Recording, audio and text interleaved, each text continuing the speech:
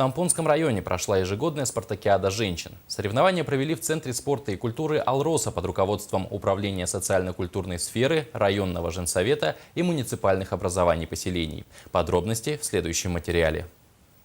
В спартакиаде женщин Тампонского района приняло участие более сотни спортсменок из 4 наслегов района – Байгантайского, Мегиналданского, Ингинского и поселка Хандыга. По 5 видам спорта – волейбол, настольный теннис, пулевая стрельба, шахматы и шашки. Несмотря на мороз, выдавшийся в этот день, в зале проходили горячие схватки.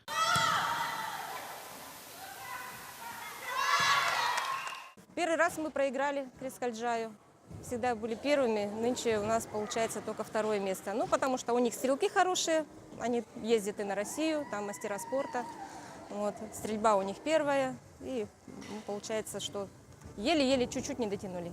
По итогам состязаний на первое место в этом году вырвалась команда Байгантайского наслега, занявшая первое командное место. Второе у райцентра Хандыги, которая уступила в этом году в упорной борьбе, и почетное третье место у команды Ингинского наслега. Нынче выступили хорошо, отлично. Отлично. Ага. И заняли первое место вообще по командном первенстве, да? По шашкам, по теннису, по стрельбе, по волейболу.